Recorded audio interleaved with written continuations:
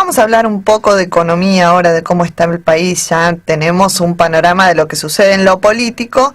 A ver qué nos cuente, cómo nos analiza Alberto Schuster, él es director de competitividad de la consultora ABCEB. Hola Alberto, ¿cómo estás? Buenas tardes. Hola, buenas tardes, mucho gusto. Igualmente, bueno, gracias por atendernos. Queríamos hablar un poco con vos sobre el contexto económico que se está dando hoy en el país. Vemos algunos anuncios de algunos datos que parecerían ser positivos. En principio, digo, como el crecimiento en la producción automotriz que acabamos de conocer. A la vez tenemos algunos problemas con el tipo de cambio. ¿Cómo estás viendo el contexto hoy y cómo va a impactar en el corto plazo?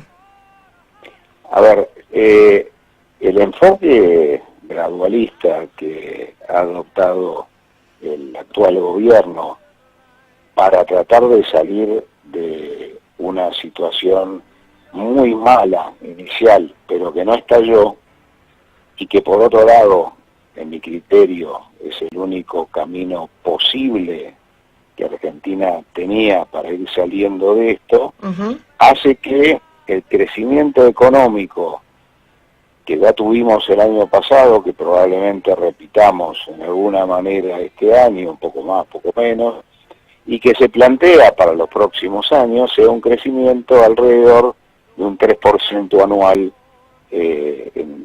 durante varios años. Ahora, este sistema gradualista va a estar plagado de buenas y malas noticias. ¿Por qué?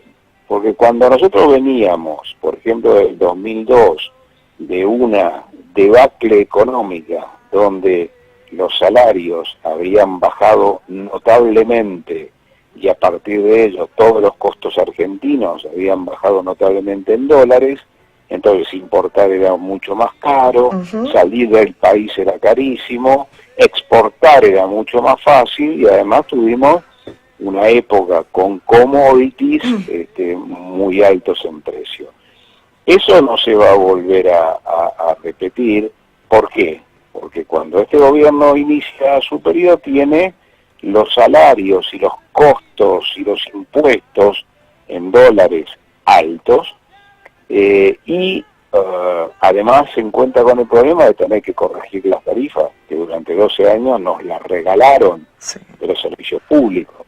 Entonces, este camino implica un déficit fiscal financiado del exterior, que creo que el único camino que va a tener que recorrer el gobierno y asegurarlo es cumplir con esas metas fiscales para que el financiamiento externo se mantenga, y además dependemos de que no haya ninguna disrupción que venga del exterior respecto a, por ejemplo, las tasas de interés o que no haya disponibilidad de fondos para los mercados emergentes, y en ese sentido nos vamos a encontrar con algo que no podemos esperar mucho más, que es un crecimiento de 3%, con algunas industrias que van a andar muy bien y otras que no van a andar bien, fundamentalmente las no competitivas.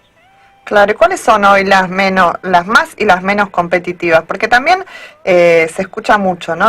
Los reclamos desde algunos sectores, y cuando finalmente uno ve los números no parecen estar en un estado tan crítico, o por lo menos al nivel de los reclamos que se hacen, y otras que van avanzando un poco más silenciosamente, ¿no?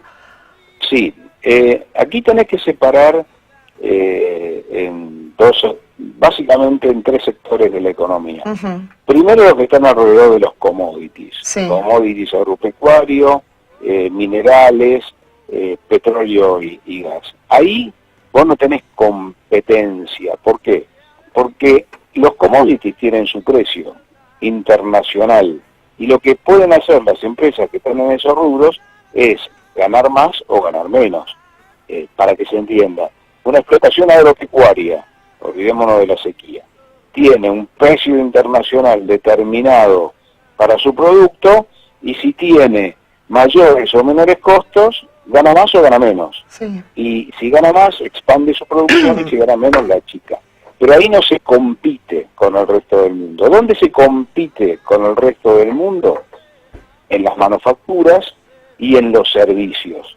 Entonces, en las manufacturas ¿Qué implica?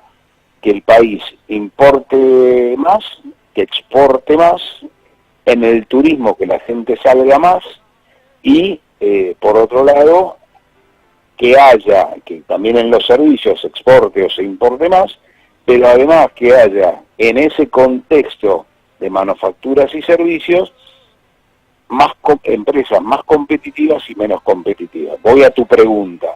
¿Cuáles son los sectores más competitivos de la Argentina?